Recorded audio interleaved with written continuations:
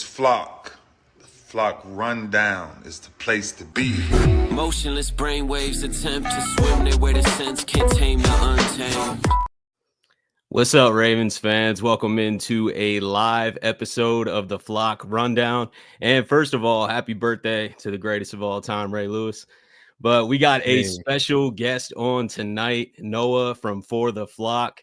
He's about to hit 50,000 subscribers, one of the best Ravens channels out there, in my opinion. And you inspired me early on, just the way you deliver news and the quality.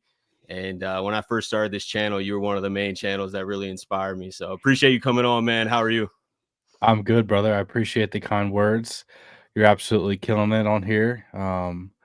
High quality, great content. So you keep going, man. You keep grinding, and the sky's the limit, bro. You're gonna keep blowing up. So happy to hop on here with you and talk some Ravens football, man. It's that time of year where we got OTAs and then training camp right around the corner. So it feels like the Ravens has been dropping news on us like every day the last few days. I know. This week has been crazy. But let's jump right into it. So I want to get your thoughts on the schedule, since that's the most relevant news, I think. Just dropped yesterday. What's your initial takeaways, thoughts, opinions? How are you feeling about this? Feeling really good about the schedule. My initial thought was Buffalo week 1, like lace it up, baby. Like I just can't fathom like the players that are looking, and they have the countdown towards week 1, the fact that it was the team that knocked them out of their Super Bowl aspirations and their playoff run last year, back in Buffalo, and it's prime time Sunday Night Football. Like that got me fired up right off the bat.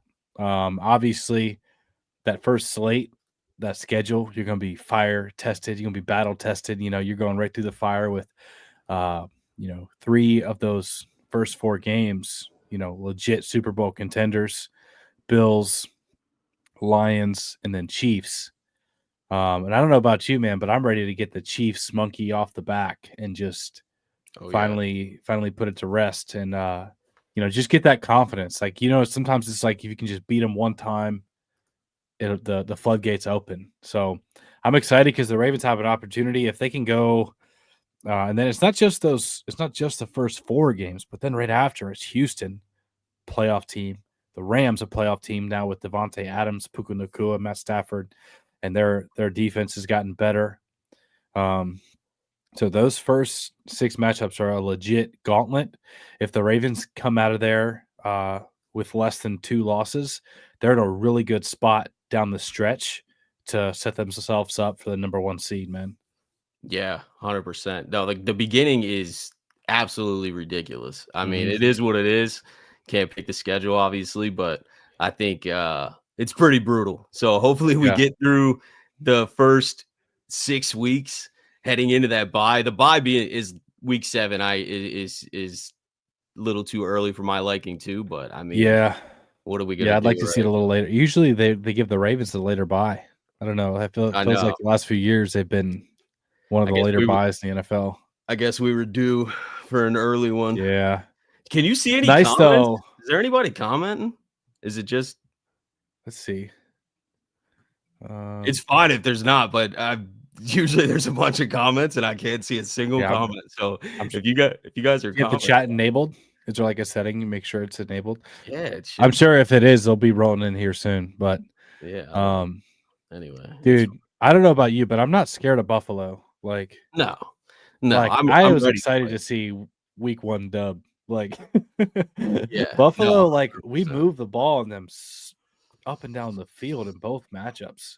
Yeah, I mean the playoff one was just an absolute turnover meltdown and just not catching the ball. Obviously, I mean those are outlier factors that we don't experience very often. Yeah, and Lamar was even still able to shred them through the air on several drives. Where they were just selling out to stop the run. Lamar was still able to move the ball down the field without Rashad Bateman and Zay Flowers. Like, especially that last drive, throwing That was a beautiful drive. Like if Mark Andrews would have caught that 2-point conversion and the Ravens would have won that game, that would have been like a historic, iconic, career-defining moment drive for Lamar Jackson. The way he operated with a minute and a half left in Buffalo with the snow rolling down without his wide receiver 1 and 2, like just absurd, man. Yeah, 100%. I mean, we shouldn't even have been in that position, to be honest with you, but I definitely the way Lamar clutched up there, I thought it was going to be that career defining drive. I genuinely thought Yeah. that. I mean, nobody ever predicted, obviously, dropping the ball Yeah. there at the end, but I mean, That was we got crazy. everything it takes to beat the Bills. I'm not even remotely worried about it. I just want to beat them, you know. I know. Yeah, just want to do it and then do it again in the playoffs too. Yeah, and then the Chiefs, like you said earlier, getting the monkey off your back with the Chiefs. I mean, obviously a playoff win against the Chiefs would go a lot further. Right. You know, I definitely would if we're gonna get the monkey off, I hope it's then, but I wouldn't mind a week 4 win either. You know, Yeah. I think it would help boost the confidence. And especially if you're playing them in Kansas City and then they have to come to Baltimore for the playoffs, that would be the ideal scenario. But what year was it, man? When was the last time? Do you remember when Odafe Owe forced that fumble on Clyde Edwards-Helaire and in the fourth quarter? yeah, And then we won that that game. was like in Baltimore. Yeah. Was that 2-3 years ago? I think it was it might have been the season Lamar ended up getting hurt, actually. Okay. So it'd be a couple years ago. I do see a ton of comments here, by the way, and I can't see any. So I don't know. Outside of this app that we're on, we can see comments. I'm gonna see if I can pull up the studio version and get off StreamYard, like the studio version on. Yeah. Sorry guys. I see. I just pulled it up on my phone because I was like, that's so weird. There's no comments showing. I mean, yeah. Sorry. But yeah, any other any games you're thinking about going to this year? You end up getting tickets or making any plans to any games? I was thinking about Thanksgiving just because I got family back home, and I was like, man, that Thanksgiving night game against the Bengals. I saw the Bengals Thursday night last year in Baltimore. That shootout with all purple jerseys and helmet. That game was insane. Purple Rising jersey. Yeah. Any games you think about going to? I definitely want to catch at least one or two games this year. I want to go to a few, but I haven't made a decision yet on which one. But I'll be in Baltimore at some point. That Lions Monday Night Football too is exciting. Yeah, that it's going to be exciting. I'm curious to see how much of a difference the Lions losing Ben Johnson, their offensive coordinator, like if their offense is going to keep humming like it has been, or if it's going to fall off a little bit, because he was a legit offensive mastermind. So creative. I agree. I think that helps the Bears tremendously. I think the Lions could struggle a little bit, especially earlier in the season. So yeah, that's a great point. I mean, maybe by week 3, their offense, it's still going to be a very dynamic, difficult offense to deal with, but maybe they're not as sharp, you know, going through a new offensive coordinator. That does put you behind sometimes. Yeah. But no, I think, like I said before, if the Ravens can get off to minimum of 4 wins through those first 6, but if they could pull out 5 or 6, I mean, they're in a driver's seat for seating and positioning down the line. And I said this before, but that week 1 matchup against Buffalo, that game in week 1 could determine who the number 1 seed is. I mean, yeah, that's true. Buffalo's got a cake schedule compared to us. They do, man. So, yeah, they have one of the easiest schedules in the NFL this year. But obviously, if the Ravens and the Bills end with the same record, whoever wins that game would have the tiebreaker. So, as far as seeding, so the head-to-head tiebreaker will be huge. And if the Ravens lose that game, then you have to have a better record than the Bills, which with their scheduling and their soft division, they get to play the Patriots twice, they get to play the Jets twice, they get to play the Dolphins twice. Like, it's just automatic 6 dubs in their division. So yeah, I think the Ravens, they need to win that week 1 matchup, not only to get off to a hot start, because 0-2 didn't feel good. 0-1 didn't feel good last year, but then 0-2 didn't feel good last year. And think about if they would have won those 2 games, which they were that close. They finished 12-5. They would have been 14-3. They would have had the number 1 seed and hosted the AFC Championship possibly again. So got to get off to a hot start. I think they will, because the defense, with the second year of Zach Orr as the defensive coordinator, I think that'll make a big difference of getting off to a hotter start. He has confidence. He knows his personnel better. A lot of defensive starters are returning. Plus, you got the addition of Mike Green, Malachi Starks. I think the defense will get off to a hotter start, and I think the offense will too, especially the offensive line. Do you remember last year through the first 3 weeks, man? It was like Ravens fans were straight up hitting panic button on the offensive line. They were like, there's no way we can compete for a Super Bowl this year. This offensive line is dog water, and it's just we're trash, right? Because Max Crosby was eating our lunch. Chris Jones was eating our lunch. And but then it got better throughout the year. So my point is like 4 of those 5 guys that were starting, Rosengarten has some experience under his belt now, and so does Falele. He was the starting right guard. He got a ton of experience. I know he's a controversial guy within the Ravens flock, but still will be better, hopefully than he was last year starting off. Yeah, I think the young guys should definitely take a leap, and we brought in a lot of competition too, so they know. Mm-hmm. I think there's some depth there through the draft that we've built. And even undrafted guys, I know odds are that like a lot of them don't make the team or aren't really in contention for starting, but it doesn't change the fact that like you got somebody breathing down your neck a little bit. You know what I mean? So I think that's extra motivation for Vorhees Falele. Falele is also in a contract year. So true. We don't know. He's playing for his next contract. So I mean that's plenty of motivation right there, So I think guys will be like average, below average their first 3 years, and then they hit the contract the year they just turn into like a Pro Bowl all pro guy like out of nowhere. We're just like, bro.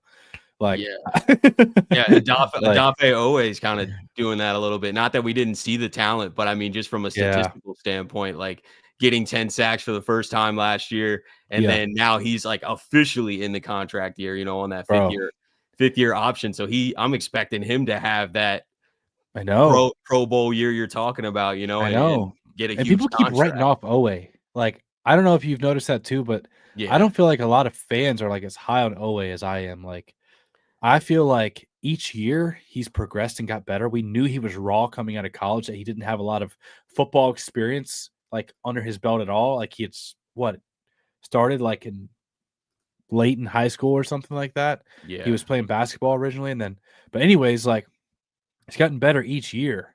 And if he could just get a little bit more consistent, I mean, you're talking about 13, 14, 15 sacks. If you just get a few more of those pressures converted to sacks, and he just gets a little bit more polished, and now he's got more experience in reading offensive tackles and setting them up, and then also like scheme and everything. If he just gets a little bit better again, I mean, we're talking about a massive breakout that we could see from Owe. And imagine if Owe is flirting. He's already got double-digit sacks. But imagine he's flirting with like 13, 14 sacks, and then Mike Green is giving you 8 to 10 sacks as a rookie. And I don't know, maybe I'm too bullish on him, but I think he could get up there in double-digit sacks as well. His raw talent, man.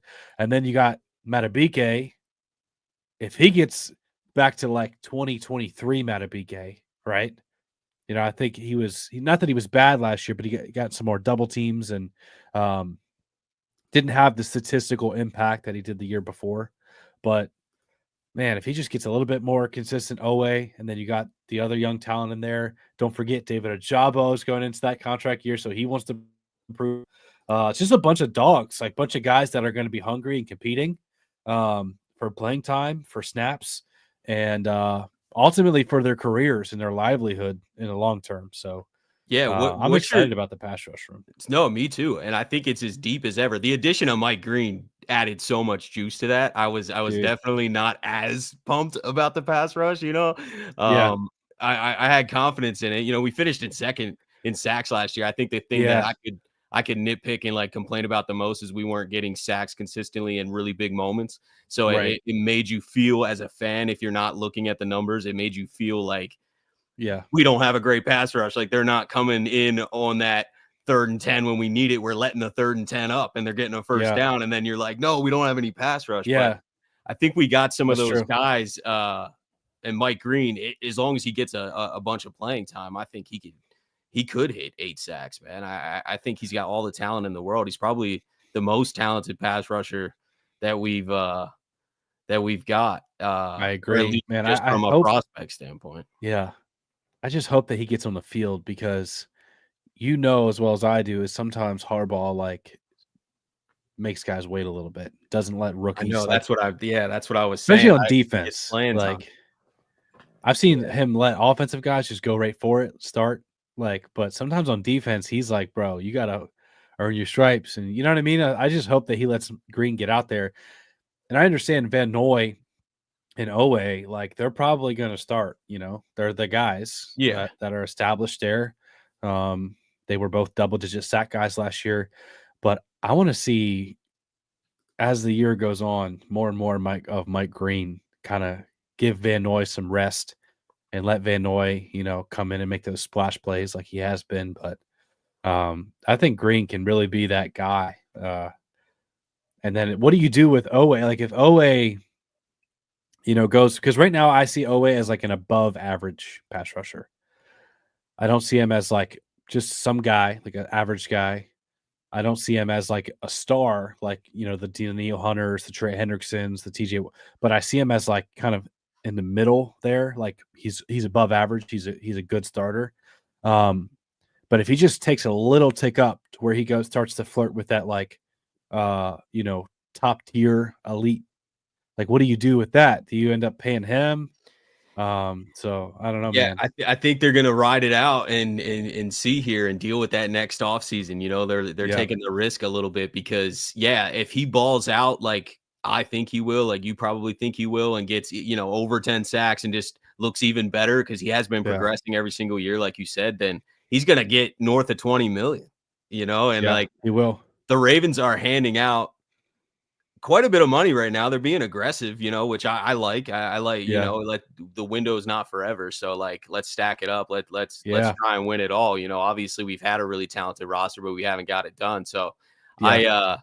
I think the Ravens are probably if my gut's telling me they're not gonna end up paying them. Just and I think it could Yeah. be like the pass creeping in with Judon and Zadarius Smith and all these guys that we've let walk in their Yeah. contract years that I have know. progressed like that, and we always let them go unless you're like Terrell Suggs. Yeah. You know what I mean? And like Yeah. we keep like the greats, but everyone Right. else we're kind of like, oh, you just had your best season, you just priced yourself out of here. Like we're gonna, Yeah.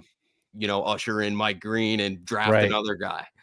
Yeah. It seems like they are trying to get ahead of the breakout sometimes.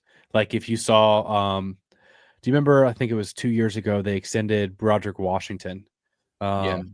and gave him a nice little deal. And I was like, what? That's, you know, I wasn't expecting that. I would have thought Matabike would come first, but they wanted to get ahead of him because they saw him as an ascending player. Bateman. I was going to, that's the next guy I was going to Sorry, say, is yeah. I was not, yeah, no, you're right on. I did not expect Bateman to be extended. I thought he was going to be eventually traded or, you know, walk in free agency. But then they were like, no, like we really like this guy. We drafted him in the first round for a reason. We see his talent. We know the production's not there on the field yet, but I'm telling you, it will, you know, because there were so many times, man, that year when we had Odell Beckham Jr., where he was getting open, just wide open, and the ball didn't go his way. And then he had his snaps taken away too. That was interesting because he was injured throughout training camp. So Todd Monken then was the first year, you know, as the coordinator. And so he didn't get to see a lot of Rashad Bateman in training camp. And then it kind of put, you know, he trusted Odell Beckham because he used to coach Odell Beckham when he was with the Browns. So Zay and Beckham got the main starts and snaps, but Bateman, I feel like now that he's a legit starter, wide receiver 2, and Todd Monken sees what he can do. Last year with 9 touchdowns, over 700 yards, He looked I could great. see Bateman, man. I could see Bateman going. I could see us having 2,000-yard receivers. Like I really could. I could Yeah. see Flowers and Bateman both around that 1,000-yard mark. It really just depends where the ball's distributed. But I Yeah. mean, yeah, the opportunity is there. I think Lamar's going to put those stats up. It's just whether are we throwing a lot to Andrews and Likely still, or are we, you know Yeah. what I mean? Like that would be the only thing I think that could change, like having 2,000-yard receivers. But I'm totally with you. And everyone watching, I see all your comments.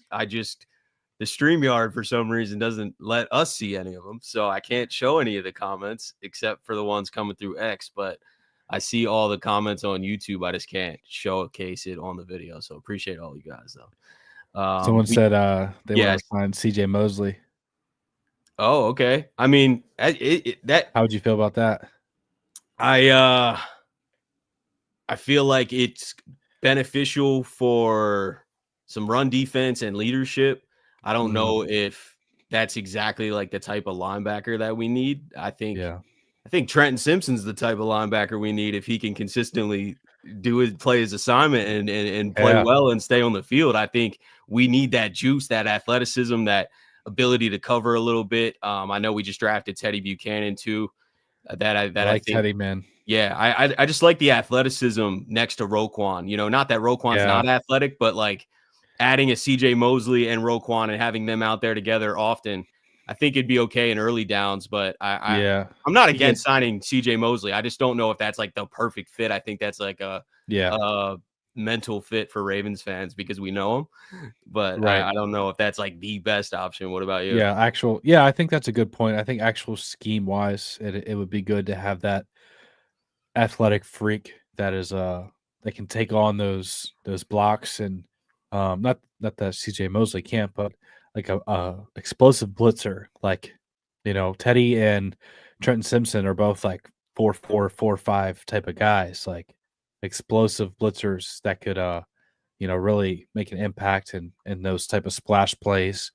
And it's just for those guys, it's a matter of their processing. Can they get up to speed mentally? I trust that Trenton Simpson can. You know, he's really young. That was like one of his knocks coming out of college is like, hey, he's raw. Like he's going to need time to develop. And I think we had a lot of expectations that he would just come in and be this like, starting impact awesome player. And we saw flashes where we're like, whoa, he looks really good.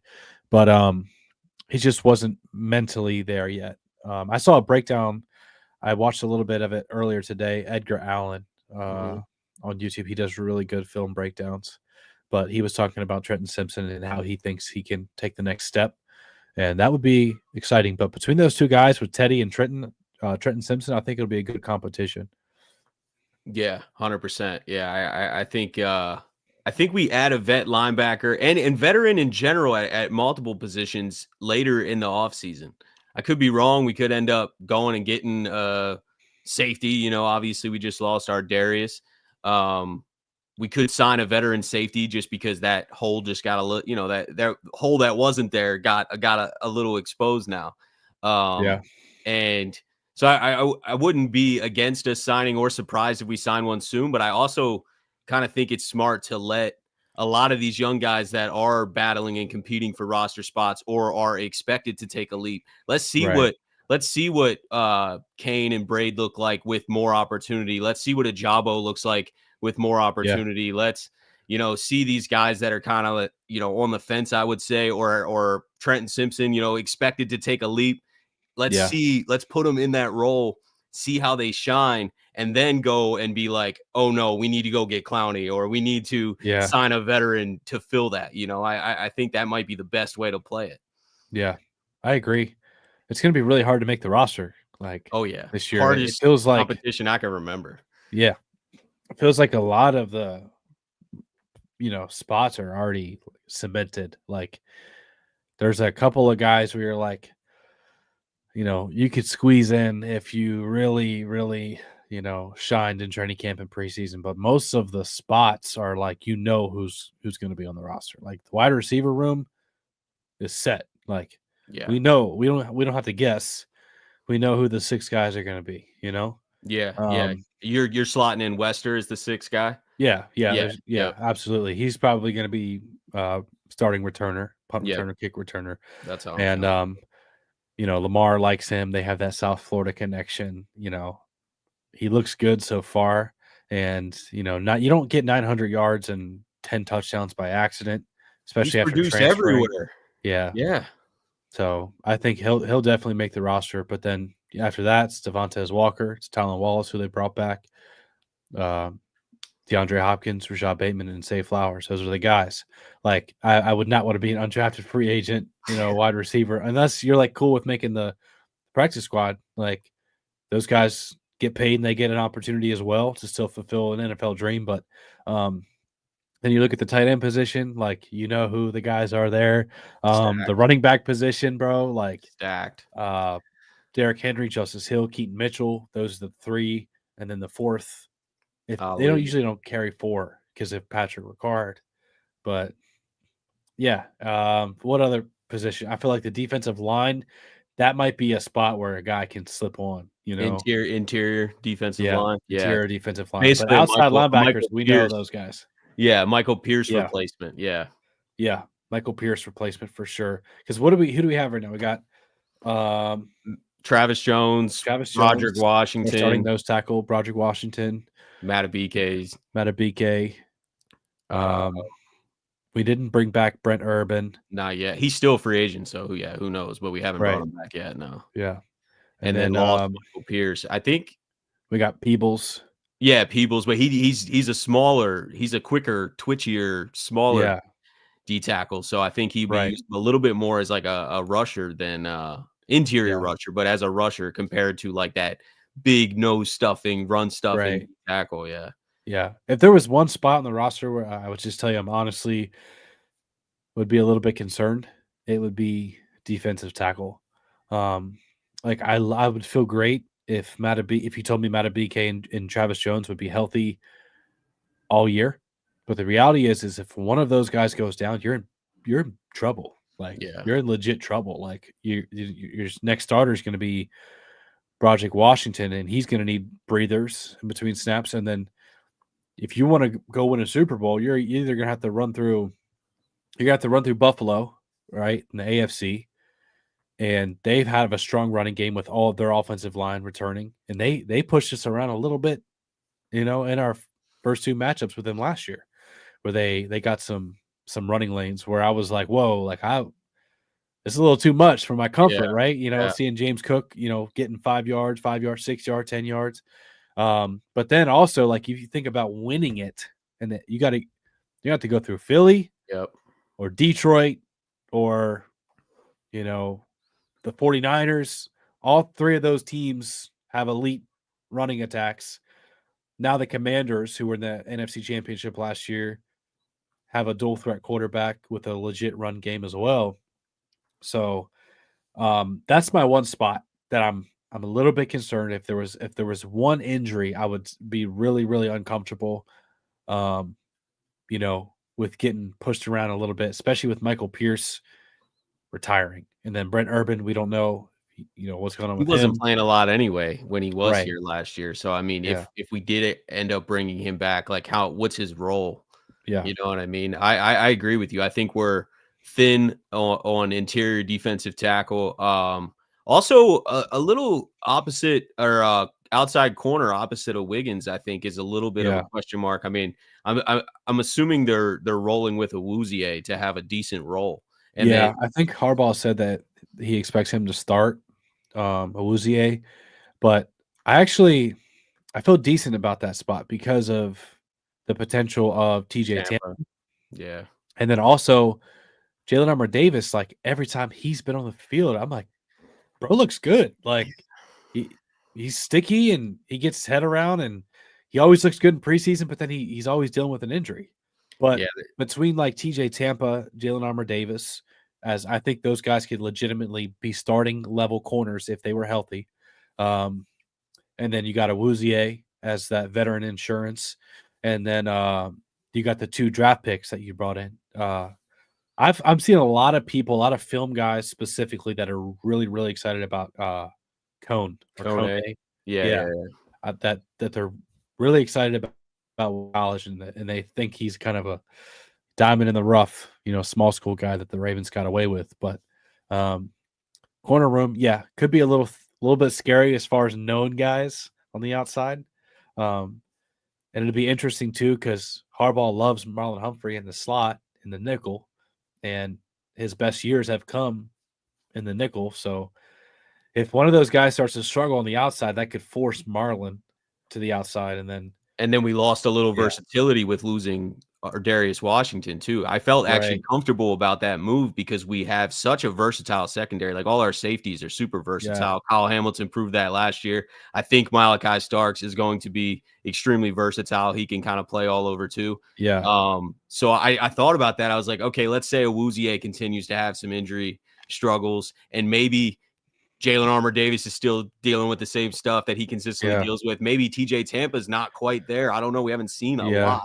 I like his upside. I definitely am confident in his game, but we haven't seen it consistently on a pro level to be like, this will work. He's definitely going to be a great outside starting corner. So what if we had to bump Marlowe out? It does limit our options a little bit with just losing our Darius and then having Marlon Humphrey outside, which I don't even really love at this point in his career. I think he's one of the best inside corners, slot corners. So like, let's keep him shining there. You know what I mean? I think that would be ideal, but obviously ideally we just stay healthy and I think we're good.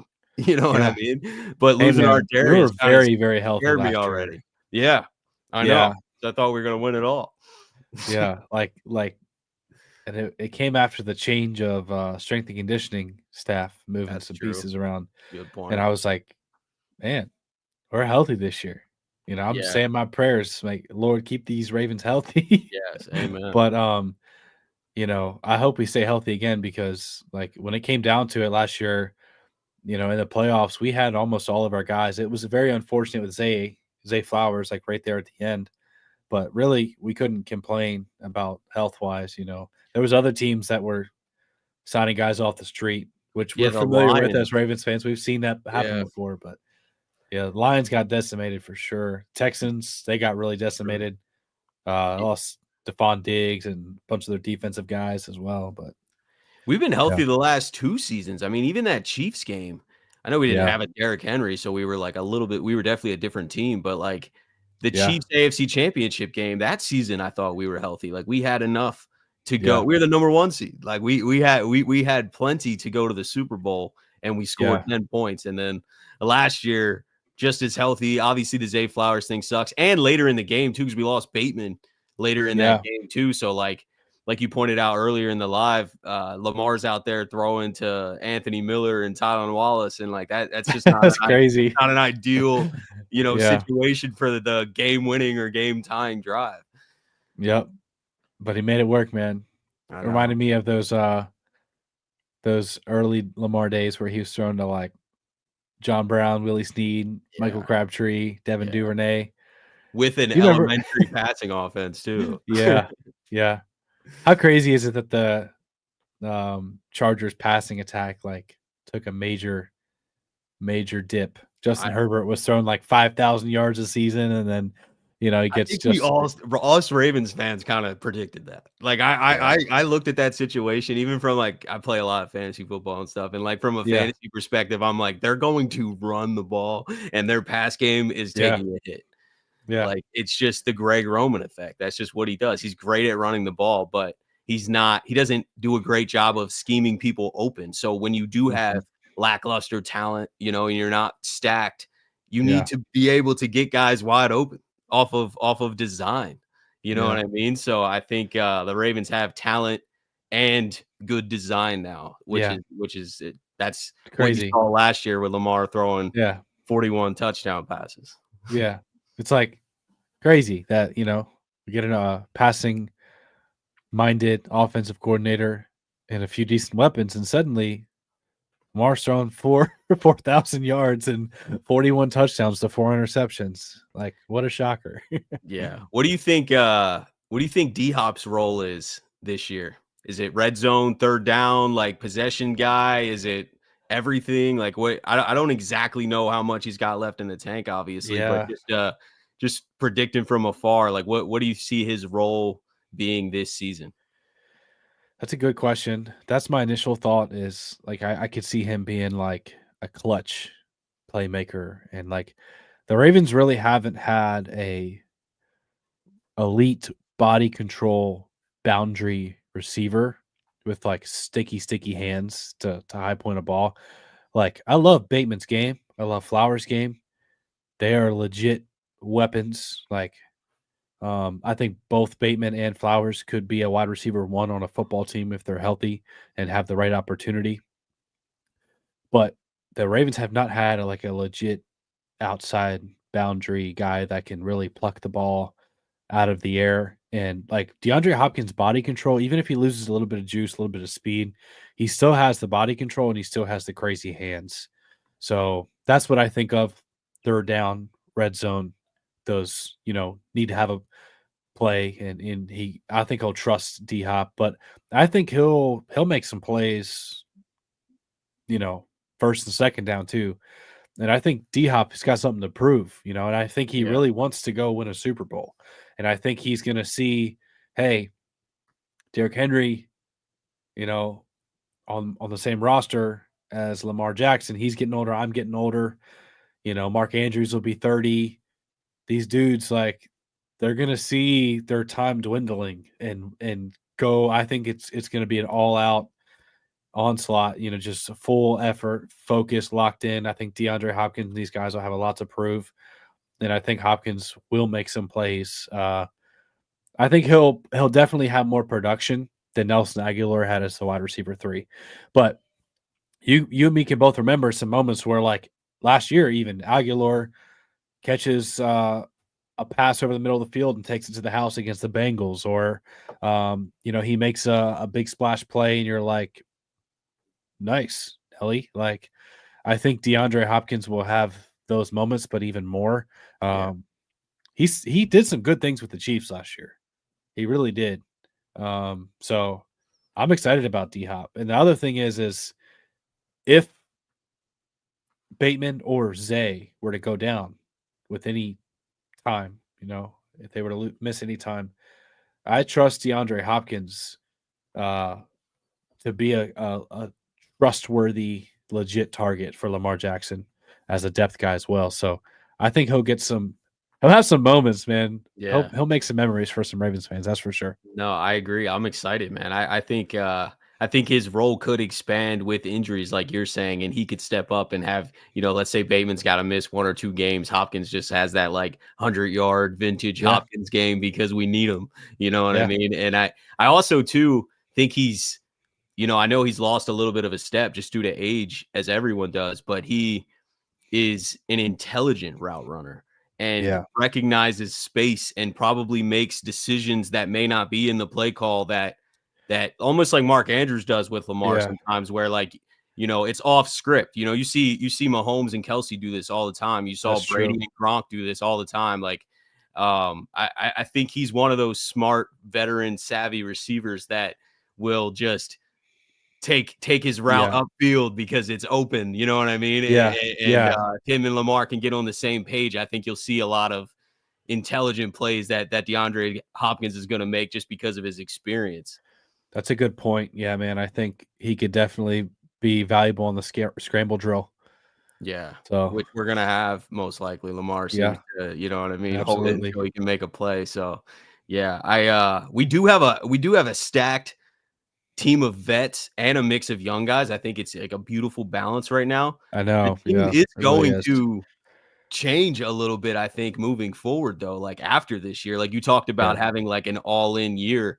You got obviously DeAndre Hopkins might not be a long-term answer here. Mark Andrews is in his final year. I mean, the whole tight end room's in their final year, but it seems like if we were going to re-sign anyone, most people think it'd be likely.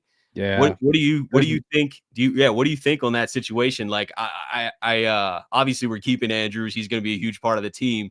Do you try to re-sign both and keep Andrews here for a couple years too? Or are you kind of moving on and maybe passing the torch to Likely a little bit?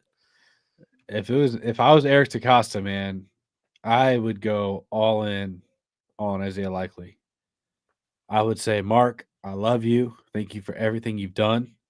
If you want to stick around, like Cheap take a deal. little bit less money than you would get elsewhere, we'd love to have you back. But I just want you to know, Mark, that you're not going to be the guy anymore. Like that would be my. I'm right there with you. I want to see Likely with the handcuffs off. Yep. Like I feel like Isaiah Likely could have 1,000 yards, like easily. No, Like he's a completely dog. agree. Every time he gets a target, he breaks tackles, he mosses guys, he's wiggly, he makes guys miss. Like he's a legit complete tight end as a pass catcher. And he also has the clutch gene that is just there. Like it's just there. Like I think it was 3 years in a row now that he's had playoff touchdowns Yeah. where he shows up in the biggest moments. Not easy moments either. Like it Yeah. happened all throughout the season. Like I think if he just got the role and the volume of targets, Right. he would be top 3 tight end in the NFL. Yeah. I And mean, if you look at the stretch last year in 2023, where Mark Andrews went down with the fracture 100-yard after Logan Will, he was averaging more yards per game than Mark Andrews was. I mean, it makes So, sense. He can separate way better. I mean, there's just no doubt Yeah. about it. And I Yeah. think he brings a similar like jump ball ability. Like I know Mark in the playoffs, people are going to trash him, but Mark Yeah. went up and grabbed some this year. You know, that Eagles game comes to did. mind. Like that was a crazy catch that Yeah. that he brought down. I think Mark and Likely are both really good at that, like getting contested Yeah. catches, going up and getting the ball. But Likely can separate way better, like almost can. twice as good right now. Yeah. I mean, I love Likely, dude. I love Mark too. Like I Yeah, got same, his yeah. jersey right there. Like, and he's one of my favorite Ravens, like literally all time. I just think from a moving forward perspective, talent wise, logistic wise, everything Likely like I would put my eggs into Isaiah Likely basket, and I just want to see him what it would look like as the guy. Just what Yeah. it would. I think it could be really, really special, and I also think Likely. What is he? 5 years younger than Mark Andrews. So if Yeah. if you were talking about long term roster implications, it makes more sense to pay Likely. So plus Likely would be cheaper, like Yeah. because he hasn't had the role. number one. Yeah, and Yeah, he hasn't put up like the 800, 900-yard season yet. Which sucks for him a little bit because Yeah. I think that's just lack of opportunity. It's like nothing that he's done. You Right. know what I mean? It's almost like the Ravens in a way have suppressed that role, which Right. therefore suppresses his value. It is what it is. Yeah. Like he can't go out on the open market next year. I'd love to get him extended now, honestly. I think that I would too, man. But I don't know if he would sign it. Maybe he wants to wait and like test free Yeah. agency and try to maximize value. Like I don't know. I mean, I wouldn't be as a player, you might make a move like that. You know what I mean? Especially if the Ravens haven't handed you over that role. Like you might be like, I'm gonna go see what my market value is, and you guys Yeah. can pay up. Like I don't know. There probably would be some teams out there that would write a big check for Likely. So then we're gonna because- have to write a decent check. You know what Yeah. I mean? Because Yeah. I think he's worth keeping. Like if we lose Andrews and Likely, Yeah. I'm not comfortable with the tight end room anymore. What's crazy, bro, is like even though Isaiah Likely is like technically the tight end 2 on our roster the last few years, the big analysts know his name. Yeah. Like it's because every they know time they're he's a in problem. prime time, like the dude makes play. Like week 1 last year, the season opener against the Chiefs, who was Lamar looking to? He had like what 8 or 9 catches, 8 or 9 100+ yards, catches, 2 over 100 touchdowns. yards. Yeah, should have had the game winner. Should have been.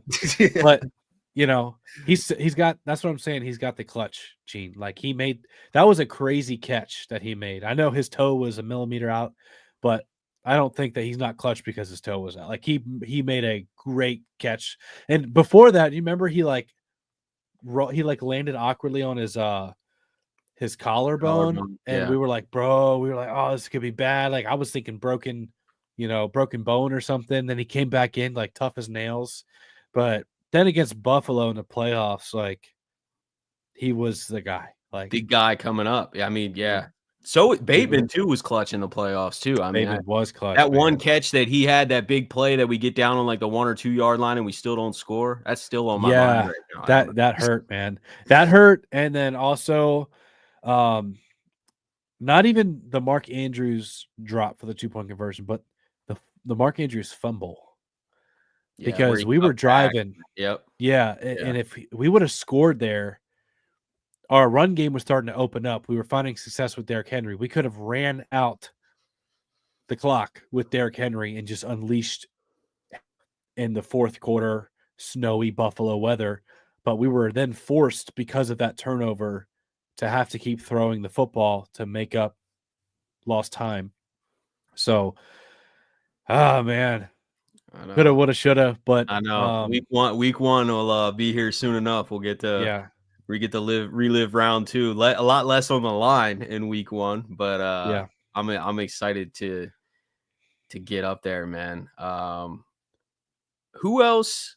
So we just extended Derrick Henry. Were you surprised that the Ravens paid up all that guaranteed money, or do you think? I mean, I think Henry's worth it. I'm not surprised, but like I guess the Ravens, they seem to be, to me at least, a little bit more aggressive. You know, with all the void years in all the contracts. They restructured Marlon's contract and added void years. They added void years to Tylan Wallace's deal, Ronnie Stanley. They're paying a lot of guaranteed money. They're drafting guys that, like Mike Green, that maybe they would have been more cautious on. In the past. Like, you're 100% right. Is there a little switch of like, all right, enough's enough? We're just we gotta make aggressive all-in type of moves because this window is only for so long. Yeah, it is, man. It is. I 100% agree with you. I think it started with that one podcast interview, John Harbaugh and Steve Bisciotti. He said publicly, "I'm tired of waiting." He said, "I want to win now." And there's been several years now, dating back to 2019, where the betting favorites, the Joe Schmo off the street that watch, doesn't really watch football but just turns on the game. Everybody knew like the Ravens are the best team in football. They are dominating teams. I mean, do you remember I guess it was 2023 when the Lions were like red hot. They were beating the brakes off everybody, and then we like demolished them. Yeah, it was like made them look like in Baltimore JV. Or yeah. And we were doing that then we did to the 49ers, who were like, people were saying we're the best team in football. We embarrassed them on Christmas night. And everyone was saying, bro, the Ravens, they're so like they're demolishing everybody. And they're not, and the best teams. And the same thing in 2019. And then, last year they looked really, really good. They looked unstoppable when Derrick Henry got going. But then they fall short in the playoffs with these moments. And I think Steve Bisciotti he got to the point where he's like, hey, dude, look, like it's a once in a generation type of time right now that we're in, where we get to see 2 Hall of Famers in the same backfield. Like, we're talking about the best dual threat quarterback in history, Lamar Jackson, who just passed Michael Vick for the all-time rushing yards in only like 7 seasons. And we're talking about Derrick Henry right now. Yes, exactly.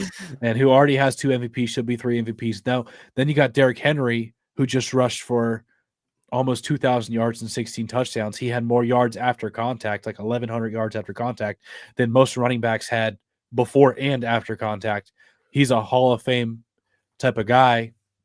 And then you have the other pieces that are there as well, and the coaching staff's in place. And I think they're just saying, hey, we only have like a year or 2 left of Derrick Henry doing what he's doing. And then, the coaching staff, we saw how that can fall apart. Mike McDonald going to Seattle. So I think they're just like, screw it. Let's go for it. Let's send it. Let's put the chips on the table. And they're not like, being negligent with it, but definitely, like, I would not have thought Mike Green.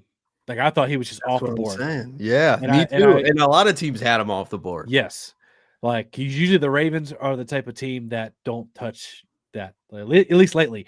Now, it's funny because I was talking to some guys, and they were like, bro, bro, they're like, bro, your Ravens are going like old school Ravens. They're going like Ray Lewis, like Ray Rice punching people in the face, like criminal style Baltimore. And I was like, all right, man, maybe it worked for him. You know, Terrell Suggs would playing the villain. You know, like, but in all seriousness, it does feel like the Ravens are just wanting to be more aggressive and finally get over the hump, because they've so many years now been one of the best teams in football, just fall short, and they have the opportunity in front of them again.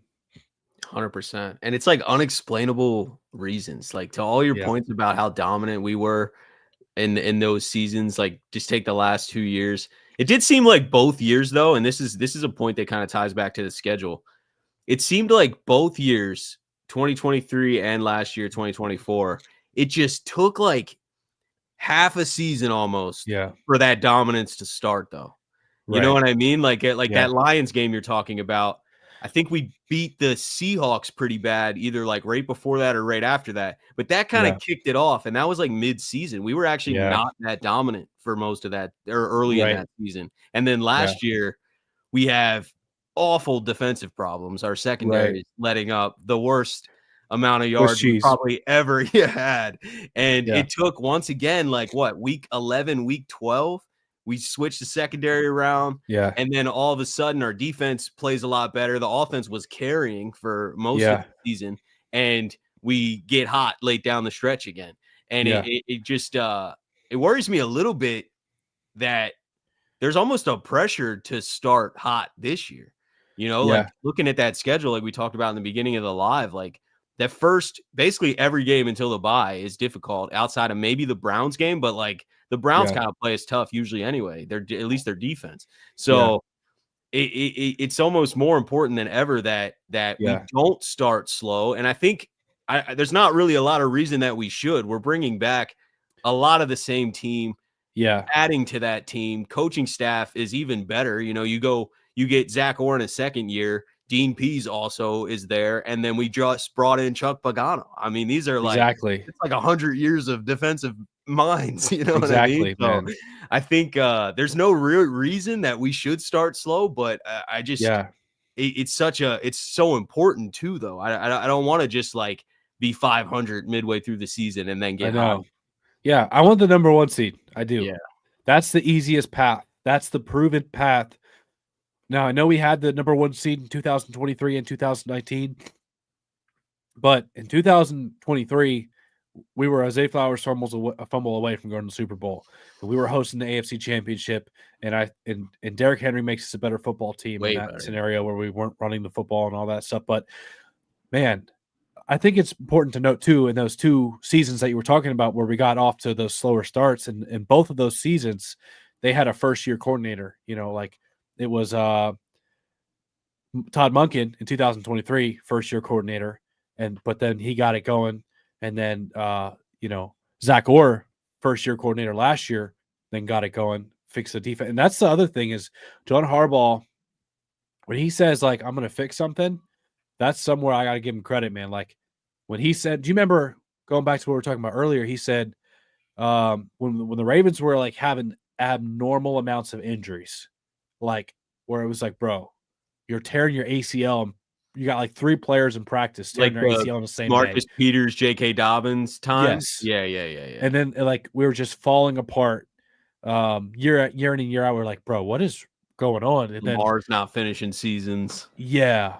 So, but remember, he said, I'm going to turn over every stone. We're going to look at nutrition. We're going to look at scheduling, practice loads, training camp schedules, morning practice versus afternoon practice, strength and conditioning, right? They ended up moving on from their strength and conditioning coach, Steve Saunders. And then suddenly injuries they're one of the best teams in the league. So like when he said, I'm going to turn over every stone, he was serious about that. And then last year, we were getting shredded in our secondary, and he said, we're going to do everything we can, turn over every stone to fix this passing defense because it's inexcusable. It's not Ravens football.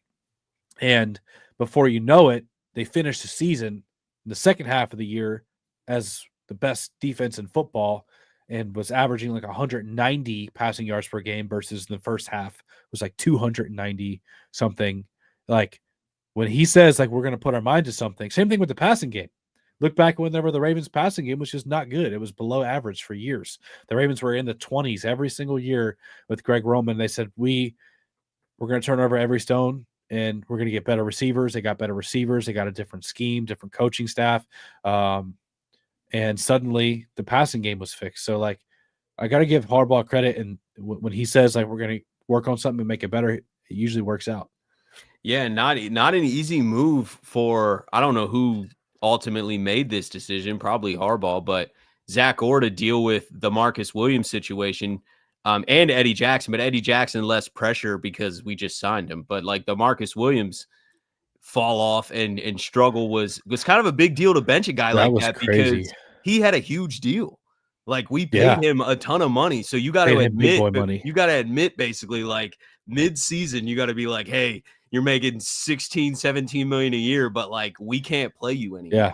That's not an easy thing to like, you know, it should be, I guess, from an outside point of view, easy, but they got relationships and like money does play a role in like your role on the team. You know, they're not going to pay a guy a ton of money just to expect to not play him. So you had to like, Zach Orr's coming in like, shoot, man, like we really need to bench this guy who's making a ton of money. And I think that's an aggressive, like ballsy move to have to do that mid-season and then just cut Eddie Jackson outright. So you're kind of like chopping out the, you know, bad play mid-season to do everything you can. And it flipped around almost instantly. Yeah. People thought that Zach Orr was going to get fired. You know, people were calling for his head. That's too early. Hard last year. I think. Do you remember that though? Like I do remember that, and I was like fire Orr. They were saying the same thing about Mike McDonald through the first 8 weeks. Terrible start. And they said I've heard Kyle Hamilton was a bust early on too. I mean, like they're cooked in training camp by like undrafted free agent wide receiver Raleigh Webb or something. Stadium practice. Yeah, he got cooked. He's a bust. Cut him. It's just overreactions. I think there's room to be critical when anything like that happens, right? Like we could talk about it and be like, listen, Zach Orr's got to be better. Like I was talking about it for weeks last year. I was like, whatever we got to do, like, but I definitely wasn't jumping on like he needs to go right now because this is the first time he's ever been a DC. Like a couple games in. I mean, anything that you start in life, you know, a couple months into it, there's just no way you're going to be as good as you are like a year later and the year after that and the year you just consistently get better by doing it. So I feel like Zach got a lot better, proved that he can call some defense and get things in shape the second half of the season. And now I'm expecting to have them get out, you know, to a fast start. I don't expect the secondary struggles. Obviously we don't know exactly. I think Malachi Stark's role expands pretty tremendously with Darius being done now. Man. Yeah. So like we don't exactly know, but I got a lot of confidence and hope. Like I don't see why he wouldn't be good. Everything I've seen in college and everything I'm hearing from him and everything gives me all the confidence in the world. But he is a rookie. You know what I mean? You never know. I just like to a point you made earlier too. I hope that we play, you know, not all the rookies, but like I hope we play. If Mike Green and Malachi are like ready to go, I hope that they're out there right away. Yeah. You know, like even Nate Wiggins, we slow rolled. I know he had a couple injuries, but like, he wasn't 100% snap guy until the end of the year. Right. Yeah. They like to ease their guys in, you know, they like to ease, especially on defense. I don't know what it is. Then who's playing safety if we don't start Malachi Starks right away? Exactly, man. But with Malachi, so with like Mike Green, it's like, you know, he's got guys in front of him that you can ease him in, you know. With Malachi, it's like, bro, like you either go out there and start or, you know, like if he doesn't start, there's like Ravens fans will be concerned because like, bro, is he not looking good enough in practice and like whatever, like over Bo Braid or Sanusi Kane. But, you know, he's gonna have to jump in the fire with our Darius Washington because I think before the plan was probably let's get him in on, you know, like 50% of snaps, get him in as a nickel here and there, or the, you know, deep safety on snaps here and there. And I think they were going to try to ease him in, but now like he's going to have to be a full-time starter, you know, unless they sign a vet, like a Justin Simmons or something like that. But I kind of want Malachi out there. I don't know Yeah. why. I think the vet, and I could be scared from last year. I don't know. Us bringing in Eddie Jackson felt like a good depth move, and then it kind Yeah. of hurt us. And I just don't want to bring in a guy. Not that I'm against bringing in a veteran safety. I definitely am for bringing in whoever adds depth and helps the team. But like, it scares me a little bit that we sign an older veteran who's not moving around as quick as you should. And then the next thing you know, we're having similar lapses to the beginning of Yeah. last year, and we can't really afford to get off to a bad start. We can't go into Buffalo in week 1 and just be getting torched through the air. Like, Yeah. or letting things No, over our there's- head, especially. Like, Yeah. the big plays at the beginning of last year were so abnormal and foreign as a Ravens fan. I was like, every Yeah. game we were letting up a huge touchdown over It our was head. embarrassing. Yeah. It was like fundamental football, like in zone coverage. deep. Don't let the guy Yeah. like be deeper than the deepest receiver. Yeah. And it just felt like over and over again they were having guys run past them, and it's like maybe, bro, I was thinking about this the other day. I was thinking, with how bad our defense was for the first half of the year, I feel like that was a big reason why Lamar had such crazy numbers. That's Is like he had to really Great point. sling the rock, and I was like, as a fan for the offense, you're like, bro, sling it, like let's throw the ball. You know, like you like to see the fireworks. You like to see Lamar get his numbers, especially when you're trying to prove like the guys. I still know people that like have not come off the take that Lamar can't throw the football. Like, That's crazy. yeah, it is. That's It crazy. is actually I can't crazy. pay people like that any mind. Yeah. So I got to the point where some people I just stop. I don't even engage. But they still try to throw in the, oh, you got 2 Hall of Fame running backs on your roster, Derrick Henry, Lamar. You know what I mean? Like, Yeah, well, everyone used that for the MVP decision somehow Yeah. last year, which is insane. They're like, oh, well, you have too good of a team around Lamar now. It's like, that was what? crazy.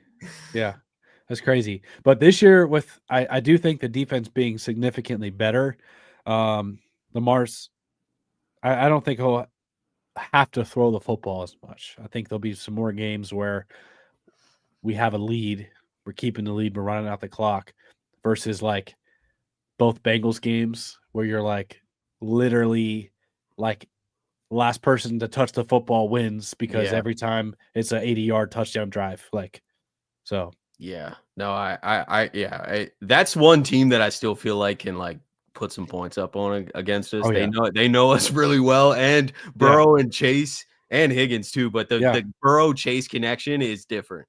Like it's Yeah. some all time stuff. It you know what I is. mean? I think we're better than the Bengals. I think we're more a complete team, but I am Yeah. not gonna sit there and like trash their offense ever. Yeah. I think that is one of the most impressive duos of quarterback receivers that I've seen in a long time. Yeah. Joe Burrow's ability to just find the open guy and get the ball out on time is just incredible. Yeah. And it's really hard to beat that consistently on defense whenever, the quarterback can just run through reads quickly. And then even if a player's not super wide open, they have crazy hands, contested catch ability like T. Higgins and like Jamar Chase. It's hard to guard that. And it also feels like ever since, what year was it where Joe Burrow literally threw? I remember because I was there at the stadium next to my Bengals fan friend. And this was also one of the guys that says, Lamar can't throw the football. And he still says that even after 2 MVPs and, yeah. Anyway, I digress. I watched, I think it was Jamar Chase go for like 200 yards. And I was talking trash before the game because I was like, bro, like Jamar Chase hasn't seen Marlon Humphrey up close. Like, you know what I mean? Like, I'm like, hey, they ain't seen like a Ravens defense that'll punch you in the mouth. Like, but it feels like ever since that moment, they had that confidence that like they don't care if it's the Ravens defense. In fact, they get excited to play the Ravens defense, and they just have a mentality like, and they move the ball on us. That's for sure. Jamar Chase, T. Higgins, they're the team in the AFC. That was the one team I didn't want to see in the playoffs last year. Yeah, I'm yeah, being they were getting 100% hot honest late with you. too, and we just have trouble stopping them. I'm hoping Yeah. that changes a little bit, but Yeah. I don't think I think Mike Green will help. I do. yeah, yeah, and Yeah. hopefully Starks too, because going back to Yeah. last year when we played the Bengals, we still had Marcus Williams out there. Yeah. So like that was before the switch. You know what I mean? So That's true. That's true. once we switched, we haven't played the Bengals since we switched. So I'm expecting a lot better than it was. Stevens. Yeah, Bro, yeah, Stevens was getting I know cooked by the Bengals last he year. was getting picked on all year. I mean, that was. was our weak link, which was so surprising because the previous year he kind of carried. Like we had the number one defense in the league, and we got Brandon Stevens and Ronald Darby out there, and Stevens, it worked. Like if he would have had the year that he had again, he would have been paid probably like a top 5 quarter. I think the Ravens might have stuck an extension out there. Yeah, I mean, it seemed like he was going to get stuck, like he was going to stick around. Most of it, I know everyone trashes him now, but honestly, most of his career with Baltimore was actually very valuable to us. Like, it was, except last year. So take last year out. Year, he was solid. Yeah, even last year, it was like he was so sticky in coverage, and he was always right there in the hip.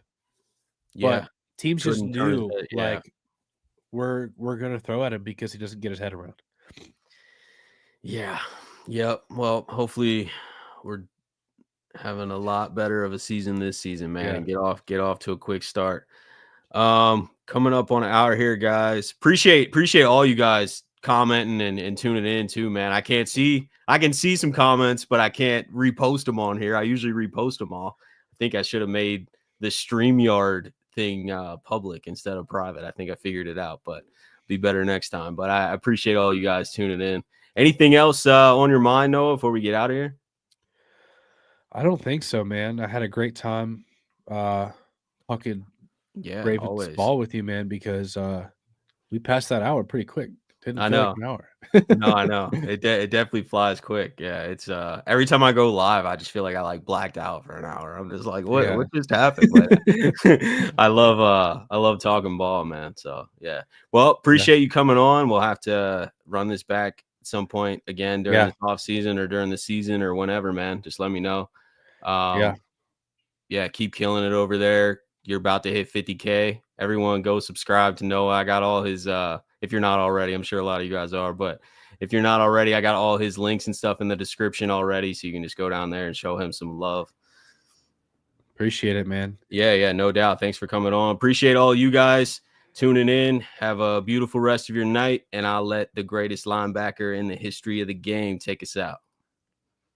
Ravens flock. The flock rundown is the place to be.